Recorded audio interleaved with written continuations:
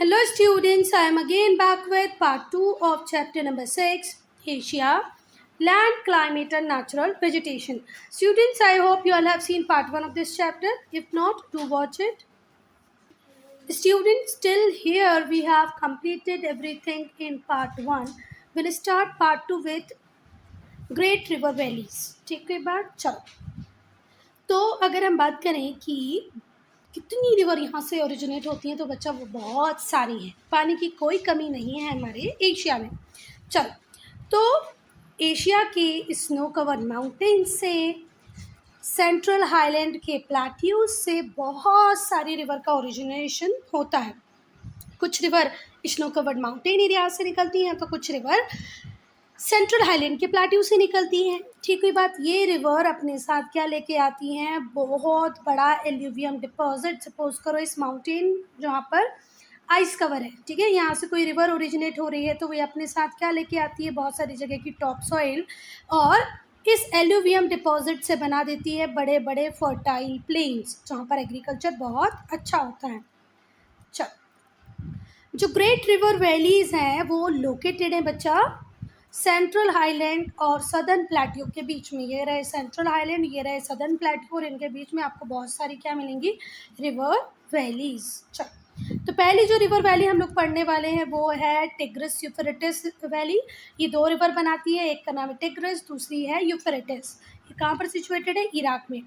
इसे मेसोपोटामियन लो लैंड भी कहते हैं। ठीक है बात। फिर हम बात करेंगे हमारे इंडिया की और पाकिस्तान की इंडस वैली। ठीक हुई बात। तो इंडस वैली बनाने वाली है रिवर इंडस और इसकी 5 ट्रिब्यूटरीज, चेनाब, झेलम, रवि, ब्यास, सतलज।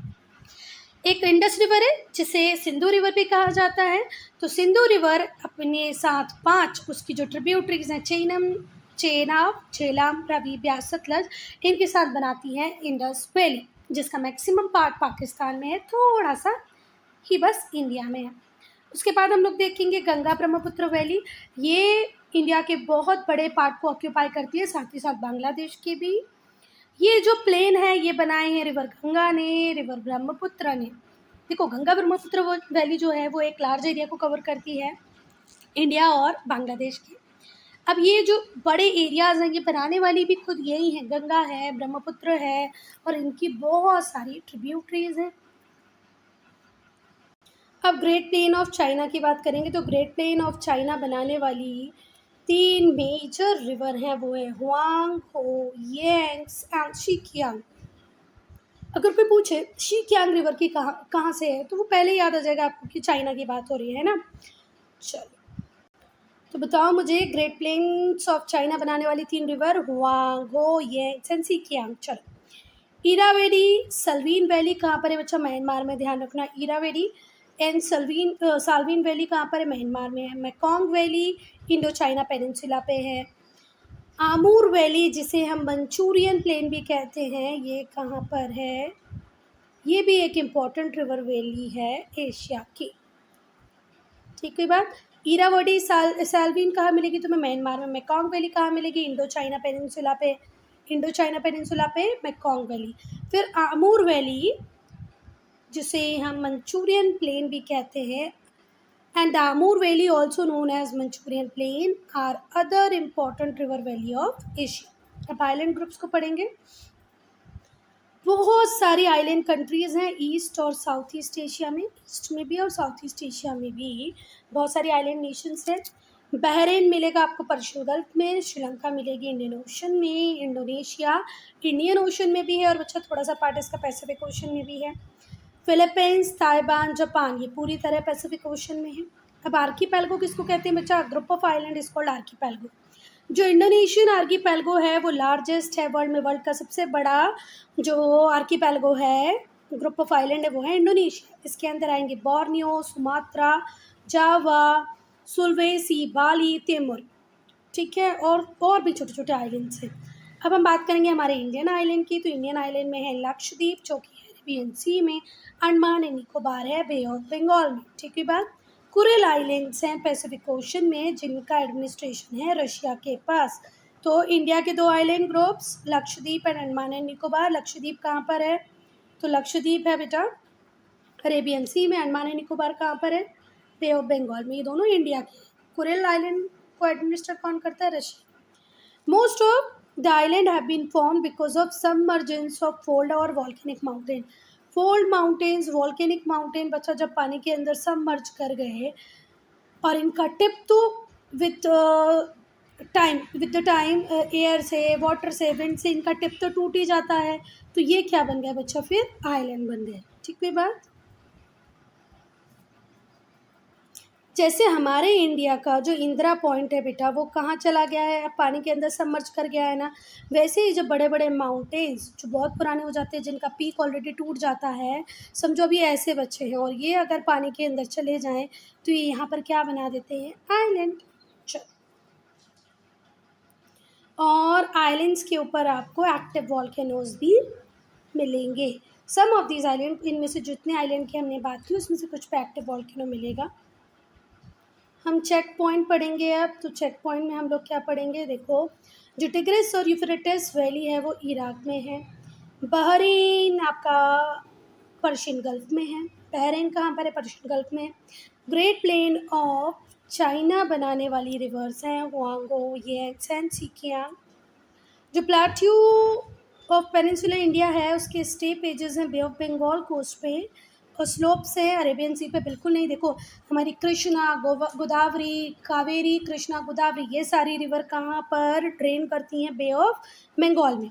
तो इसका जो स्टीप स्लोप है वो किसकी तरफ है? फिर से ध्यान से सुनो, स्टीप स्लोप है अरेबियन सी की तरफ और जेंटल स्लोप है बे ऑफ बंगाल में। तभी तो सारी रिवर उठ उठ के कहाँ जाती हैं? बे ऑफ बंगाल में जाती हैं। तो इसका आंसर होगा फॉल्स। ठीक है। अगर यहीं पर स्टीप एजेस के साथ आ जाए अरेबियन सी और जेंटल स्लोप के साथ आ जाए बे ऑफ बंगाल तो ये हो जाएगा ट्रू। है बात समझ? चलो, जो इंडोनेशियन ग्रुप ऑफ आइलैंड है वो लार्जेस्ट है क्या वर्ल्ड के? बिल्कुल true, right. Largest archipelago of the world, Indonesia. Now climate, अगर हम क्लाइमेट की बात करें बेटा तो जो क्लाइमेट है कैसा है? वो बहुत ही अलग अलग टाइप का क्लाइमेट है। कहीं बहुत ज़्यादा गर्म है, कहीं बहुत ज़्यादा ठंडा है, इसीलिए हम इसे क्या कहते हैं? Land of extreme. Asia experience a wide variety of climatic condition. Asia एक तो देखो कॉन्टिनेंट इतना बड़ा है, सबसे बड़ा कॉन्टिनेंट है। ठीक, कोई बात, लैटिट्यूडनल लॉन्गिट्यूडनल एक्सटेंट बहुत बड़ी है, तो ऑब्वियसली बात है कि जो क्लाइमेटिक कंडीशन है वो अलग अलग होंगी ही होगी। चलो, अब हम देखेंगे factors affecting climate of Asia. वो कौन से फैक्टर हैं जो एशिया के क्लाइमेट को अफेक्ट करते हैं? पहला बात तो जो मेन फैक्टर है जो क्लाइमेट को अफेक्ट करेगा वो एक तो हो नहीं सकता बच्चा, बहुत सारे हैं, तो हम एक एक करके देखेंगे सारों को। पहला है साइज एंड लैटिट्यूडनल एक्सटेंट। पहली बात तो हीट जोन को समझो। ये जो 0 डिग्री इक्वेटर से 23.5 तक का एरिया होता है ये होता है बहुत गर्म। अर्थ के ऊपर सबसे गर्म एरिया ये मिलेगा। हॉट एंड वेट दोनों होता है, हॉट भी होता है, वेट भी होता है, रोज़ बारिश भी होती है और गर्म भी होता है। ठीक है बात। उसके बाद अगर हम बात करें तो ये वाले रीज़न, कौन सा रीज़न? 23.5 से 66, 23.5 से 66, ये एरिया होता है moderate, neither too hot no too cold. ना तो ज़्यादा गर्म होगा ना तो ज़्यादा ठंडा होगा, neither too hot no too cold. ठीक है बात। अब ये वाले एरिया की अगर हम बात करेंगे जो 66.5 से चालू होके 90 डिग्री पे ख़त्म होता है, ये होता है बहुत ठंडा। क्योंकि हमारा एशिया बहुत बड़ा है, हमारा एशिया शुरू हो जाता है यहाँ से और ख़त्म होता है यहाँ पर 80 डिग्री पे। तो ये तीनों हीट जोन को कवर कर लेता है। ये वाले हीट जोन का पार्ट भी आ जाता है इसमें, थोड़ा सा ये वाले हीट जोन का पार्ट भी आ जाता है। आई बात समझ में? एशिया 10 डिग्री साउथ से चालू होके 80 डिग्री पे ख़त्म हो रहा है। तो सोचो ज़रा कि इतना बड़ा जो लैटिट्यूडनल एक्सटेंट है इसकी वजह से ये तीनों हीट जोन को कवर कर लेता है। टॉरेट तो आगे आपको दिख गया है ना, फिर ये वाला पार्ट भी दिख गया होगा आपको जो ना तो ज़्यादा ठंडा है ना तो ज़्यादा गर्म है, और फिर ये वाला फ्रिजिड जोन भी आ गया इसमें। चलो, समझ में आया हो तो ठीक है, नहीं तो लर्न कर लेना, कोई प्रॉब्लम नहीं है। जो कॉन्टिनेंट है उसका जो साइज़ है बहुत बड़ा है, लैटिट्यूडनल एक्सटेंट बहुत ज़्यादा है, जिससे तीनों के तीनों हीट ज़ोन को ये कवर करता है। इसलिए यहाँ पे सारी वैरायटी का क्लाइमेट आपको मिलेगा, बहुत ज़्यादा गर्म और बारिश वाला भी होगा। Hot and wet, hot and wet equatorial climate, मतलब जहाँ बहुत ज़्यादा गर्मी होती है वहीं रोज़ रोज़ बारिश भी होती है, ये हमारे इक्वेटोरियल बेल्ट पे होता है तो वो भी मिलेगा। साथ ही साथ कोल्ड आर्कटिक टाइप क्लाइमेट भी मिल जाएगा, जो ऊपर ऊपर हमने देखा था ना अपने 66.5 से 90 डिग्री तक का, बहुत ठंडा भी है और बहुत गर्म भी है। डिस्टेंस फ्रॉम द सी की अगर हम बात करें तो बेटा अगर ये सी है, सी से जितना ज़्यादा दूर आप रहोगे आपका क्लाइमेट उतना ही कैसा हो जाएगा, एक्सट्रीम। ठीक हुई बात। पर अगर आप सी के पास रहते हैं तो आपका क्लाइमेट रहेगा मॉडरेट। क्यों रहेगा moderate? Because of the land breeze and sea breeze. अब ये तो आप लोगों को पता ही होगा, तो छोटे होगे तो पढ़ा होगा ना, लैंड ब्रीज सी ब्रीज। तो land breeze sea breeze climate को मॉडरेट बनाए रहती हैं, पर आप बहुत ज़्यादा दूर रहेंगे तो लैंड ब्रीज सी ब्रीज नहीं होगी और आपका क्लाइमेट कैसा हो जाएगा, एक्सट्रीम। जो इंटीरियर है एशिया का वो बहुत दूर है सी से। In the absence of moderating influence of sea का मॉडरेटिंग इन्फ्लुएंस उनके ऊपर होता ही नहीं है, इसीलिए ये एरिया एक्सपीरियंस करता है एक्सट्रीम क्लाइमेट को। अब हम रिलीफ की बात करेंगे। बहुत सारी माउंटेन रेंजेस हैं जो रन करती हैं ईस्ट वेस्ट डायरेक्शन में। ये रेन बेयरिंग विंड को ऑब्स्ट्रक्ट कर लेती हैं, जो कहाँ से आ रही होती है, साउथ से। और they also check the cold northern winds from reaching the south. अब जैसे हम बात करते हैं साउथ से आ रही है क्या, मॉनसून बियरिंग विंड्स। यहाँ पर आपके माउंटेन ने इन विंड्स को रोक लिया तो सारी बारिश यहीं हो गई, ये हवाएं यहाँ पहुँच ही नहीं पाई, मॉनसून आगे पहुँच ही नहीं पाया।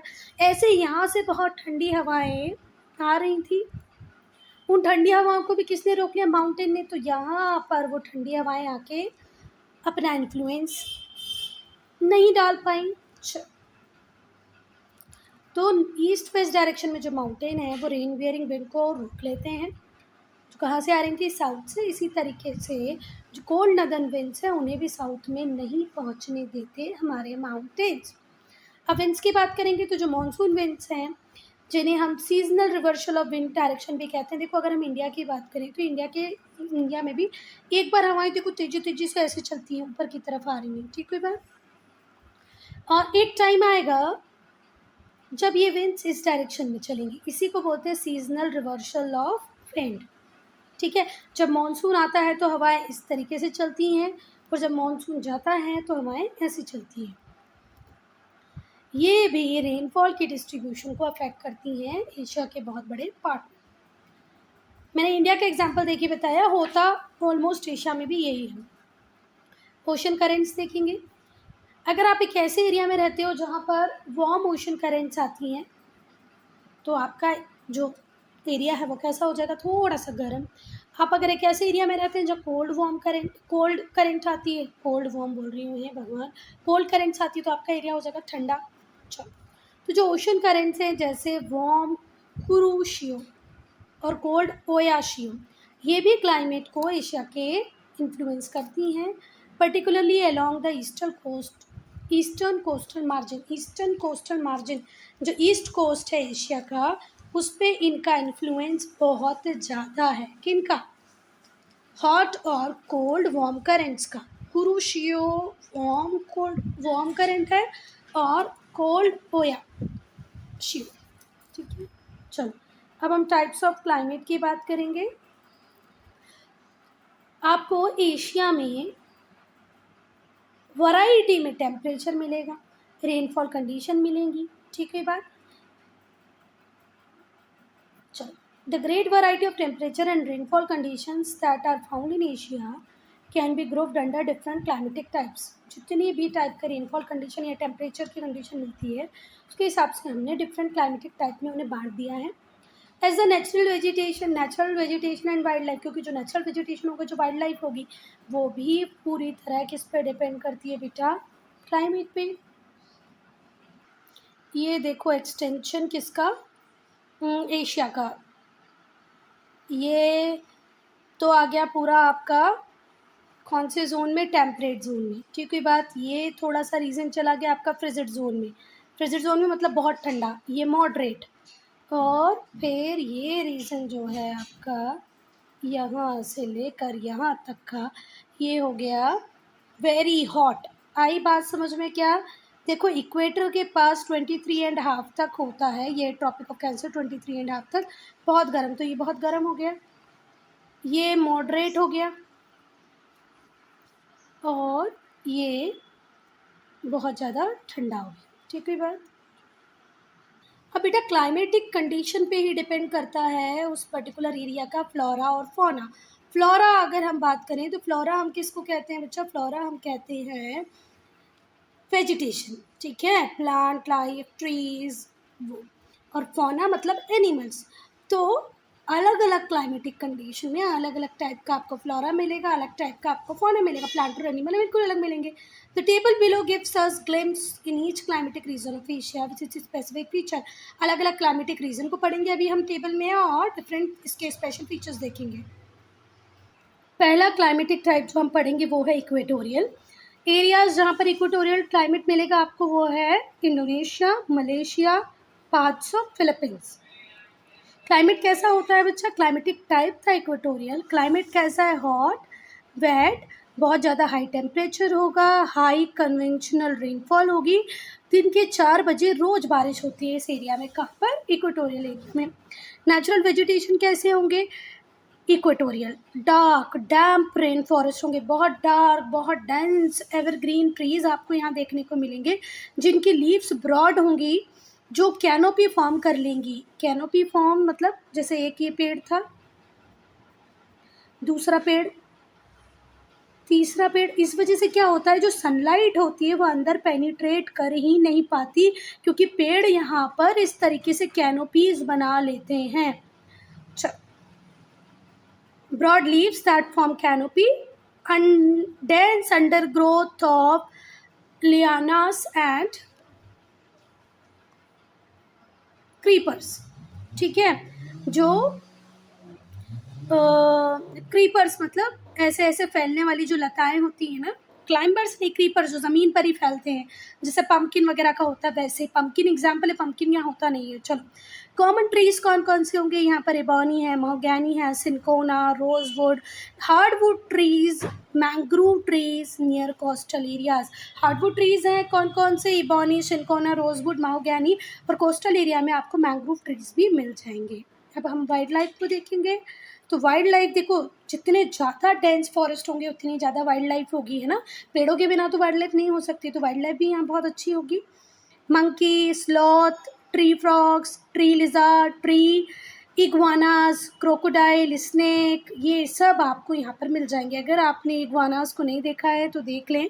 ट्री लिजार्ड और ट्री फ्रॉग्स में ज़्यादा डिफरेंस नहीं है, पर एक बार देख लोगे तो ज़्यादा अच्छा क्लियर हो जाएगा। ठीक है, बहुत सारे बर्ड्स हैं, बहुत सारे स्नैक्स हैं। और जो चलो छोड़ो, अब हम मॉनसून की बात करेंगे। क्लाइमेटिक टाइप है मॉनसून। ये कहाँ मिलता है? India, Pakistan, Bangladesh, Sri Lanka, Myanmar, Thailand, Laos, Vietnam, Cambodia, Philippines and southern China में मिलता है। समर शॉर्ट होती हैं, कूल एंड ड्राई विंटर्स होती है। विंटर्स ठंडी भी होती हैं, ड्राई भी होती हैं।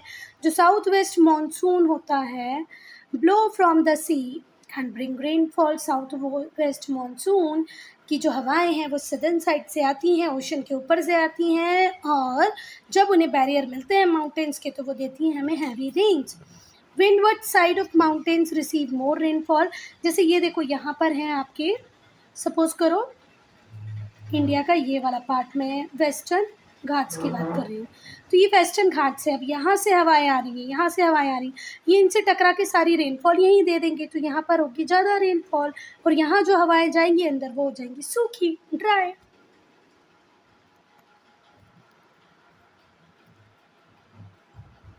तो बच्चा जो विंडवर्ड साइड है माउंटेन्स की उसमें ज़्यादा रेनफॉल होती हैं as compare to leeward side. Leeward side में तो ड्राई एयर्स होती हैं तो वहाँ बारिश नहीं होती। Areas with heavy rain, dense evergreen deciduous forest। Areas with heavy rains, जहाँ पर बहुत ज़्यादा बारिश होगी वहाँ पर डेंस एवरग्रीन डेसिडियस फॉरेस्ट मिलेंगे। जो एरिया जहाँ पर मॉडरेट रेनफॉल होगी वहाँ पर लेस डेंस डेसिडियस फॉरेस्ट मिलेंगे। यहाँ पर आपको डेसिडियस फॉरेस्ट मिलेंगे। ज़्यादा बारिश होगी तो एवरग्रीन डेसिडियस, कम बारिश होगी तो लेस डेंस डेसिडियस। ठीक है, फिर टीक, साल, शीशम, बैम्बू, सैंडलवुड, ये हार्डवुड ट्रीज़ हैं यहाँ के। अब हम अगर एनिमल्स की बात करें तो elephant, tiger, leopard, monkey, deer, rhinoceros, snake, Asiatic lion. Asiatic lion सिर्फ इंडिया में मिलता है, बाकी सारे एनिमल्स आपको बहुत सारी जगहों पर मिल जाएंगे। Steps, temperate grassland of Eurasia, ठीक है बात। ये मिलेंगे आपको साउथ वेस्टर्न साइबेरिया और ईस्टर्न मंगोलिया में। यहाँ पर वार्म समर होती है, कोल्ड विंटर होती है, लो समर रेन होती है और एक्सट्रीम रेंज ऑफ टेम्परेचर होता है, बहुत ज़्यादा भी होता है और बहुत कम भी होता है। शॉर्ट ग्रासेस, सॉफ्ट ग्रासेस होती हैं। लैंड क्लियर फॉर एग्रीकल्चर, मतलब ज़मीन एग्रीकल्चर के लिए बहुत ज़्यादा अवेलेबल है यहाँ पर। यहाँ पर क्या मिलेंगे आपको, antelope, mule, donkeys, horses, boats, cattle और शिप। फिर आएगा हमारा डेजर्ट रीजन। तो डेजर्ट रीजन कहाँ पर है, south west tropical hot desert of Arabia, Iran, Thar in India and Pakistan. तो देखो अरेबियन डेजर्ट है, ईरानियन डेजर्ट है, थार डेजर्ट इंडिया और पाकिस्तान दोनों जगह पर ही है, ठीक है। तो यहाँ पर जो रेनफॉल होगी वो ऑब्वियस सी बात है कैसी होगी, कम होगी और एक्सट्रीमली हॉट होगा। समर यहाँ की कूल होंगी, कूल विंटर्स होंगी, समर बहुत। चलो अब हम डेजर्ट देखेंगे। तो साउथ वेस्ट में हम लोग देख रहे हैं tropical hot desert of Arabia, Iran, और थार डेजर्ट कहाँ कहाँ पर है, इंडिया और पाकिस्तान में, ठीक है बात। टेम्परेट और कोल्ड डेजर्ट मिलेंगे आपको गोबी एंड तिब्बत, जो कि कहाँ पर है, सेंट्रल एशिया में, ठीक है। तो गोबी और तिब्बत आपको कोल्ड डेजर्ट भी यहाँ पर मिलेंगे और थार, अरेबियन, ईरान, ये हॉट डेजर्ट भी आपको यहाँ पर मिल जाएंगे। डेजर्ट की खासियत होती है वहाँ पर रेनफॉल होती है कम, एक्सट्रीमली हॉट समर होती है, कूल होती है विंटर्स। बहुत ज़्यादा डिफरेंस होता है डे और नाइट के टेम्परेचर में। डेजर्ट का ये एक कैरेक्टरिस्टिक्स होता ही है कि डे का टेम्परेचर बहुत ज़्यादा हाई होता है और नाइट टेम्परेचर बहुत ज़्यादा कम होता है। मिलेंगे क्या यहाँ पे, scrubs, thorny bushes, acacia, cacti मिलेगा यहाँ पर, कोरस ग्रे ग्रास होगी, शब्स होंगे, natural adaptation, long roots, flexi stem और स्पाइनी लीव्स। जो लीव्स होंगी स्पाइनी लीव्स मतलब लीव्स नहीं होती, वो स्पाइन का रूप ले लेती हैं। वो वैक्सी स्टीम होती है जिससे वाटर लॉस कम हो। लॉन्ग रूट्स होती है जैसे ज़मीन के अंदर गहराई तक जाकर ये लोग पानी लेके आ जाएं। यहाँ बेसिकली क्या मिलेगा आपको, camel, desert rat, desert frog, lizard, scorpion, gazelles, mules, donkey etcetera, ठीक है बात। फिर मेडिटेरेनियन क्लाइमेट टाइप देखेंगे हम लोग। मेडिटेरेनियन क्लाइमेट टाइप, ये मेडिटेरेनियन सी कोस्ट पे जॉर्डन, सीरिया, टर्की, इजराइल और लेबनान में हॉट और ड्राई समर होती है, कूल मॉइस्ट विंटर होती है, बहुत गर्म समर होगी और ठंडी होगी विंटर्स, और विंटर में यहाँ होती है रेनफॉल। यहाँ पर आपको शॉर्ट एवरग्रीन ट्रीज़ मिलेंगे और जिनकी लॉन्ग रूट्स होगी, थिक बाग होंगे एंड स्मॉल लेदरी लीव्स होंगी, स्मॉल लेदरी लीव्स होंगी। Olive, laurel, cork oak, walnut, fig, citrus fruit यहाँ पर होते हैं। इसे कुछ और भी बोलते हैं बेटा, मुझे भी याद नहीं आ रहा है, शायद orchids of the world Mediterranean को बोलते हैं, एक बार देख लेना गूगल पे। चलो यहाँ पर लैंड क्लियर की जाती है एग्रीकल्चर के लिए और कैटल और शिप भी यहाँ पर होते हैं। अब हम बात करेंगे टेम्परेट। तो टेम्परेट में आएगा चाइना, जापान, कोरिया। यहाँ पर समर वार्म होगी, विंटर कोल्ड होगी। टेम्परेट में हमने देखा ना मॉडरेट होता है, ना ही तो ज़्यादा गर्मी होती है ना ही तो ज़्यादा ठंडी होती है। रेन लेके आएंगे मॉनसून विंड्स इन समर में जो मॉनसून विंड होगी वो रेन लेके आएंगी। स्नो फॉल होगा विंटर में। मिक्स्ड एवरग्रीन और डेसिडियस फॉरेस्ट मिलेंगे, एवरग्रीन फॉरेस्ट भी मिलेंगे, डेसिडियस फॉरेस्ट भी मिलेंगे। Oak, magnolia, camellia, camphor, bamboo, mulberry, pine, फिर स्प्रूस, ये टाइप के ट्रीज़ मिलेंगे। यहाँ पर मिलता है giant panda, deer, antelope, monkey, bear, foxes और different species of bird. Taiga region बोले तो कहाँ मिलेगा आपको, साइबेरिया में। यहाँ पर वार्म समर होगी, सीवियरली कोल्ड विंटर, बहुत ज़्यादा ठंडी होगी। Low precipitation in the form of snowfall होगा और थोड़ी बहुत रेनफॉल हो जाएगी समर में। ट्रीज होंगे कॉनिफोरस, फिर spruce, pine, cedar, soft wood use to make timber for making paper and rayon. Basically जो मैच स्टिक होती हैं, जो पैकिंग बॉक्सेस होते हैं, उनका सॉफ्टवुड से वो बनते हैं। एनिमल कौन से मिल जाएंगे बच्चा? Bear, fox, lynx, sable mink, squirrel.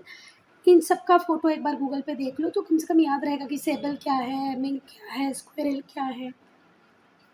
Tundra region beyond the Arctic circle के बाद जो नदर्न रशिया है बॉर्डरिंग द आर्कटिक ओशन। कौन सा रीजन? जो नदर्न रशिया है जिसका आर्कटिक ओशन के साथ बॉर्डर बनता है वो टुंड्रा रीजन में आएगा। शॉर्ट और बहुत कूल समर होगी, बहुत एक्सट्रीमली कोल्ड विंटर्स होंगे। जो वास्ट एरियाज़ है वो स्नो से कवर रहेगा 8 to 9 मंथ्स। लो प्रिसिपिटेशन होगा इन द फॉर्म ऑफ स्नो, बारिश नहीं मतलब होगी पर वो बर्फ़ की होगी, पानी नहीं गिरेगा। ट्रीज फ्लोरा मिलेगा आपको, mosses, lichens, few types of flowering plants. वो भी कब? समर सीजन में, ठंडियों में तो कुछ भी नहीं। एनिमल मिलेगा reindeer, polar bear, fox, musk, seal, वैलरूस।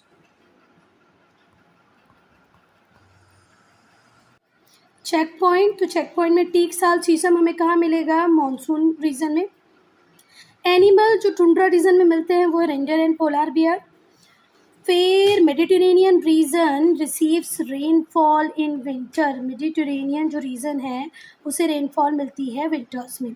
जो नेचुरल वेजिटेशन है इक्वेटोरियल फॉरेस्ट रीजन का वो कंसिस्ट करता है सिनकोना, सिनकोना लिख दो, महोगैनी लिख दो, ठीक है बात।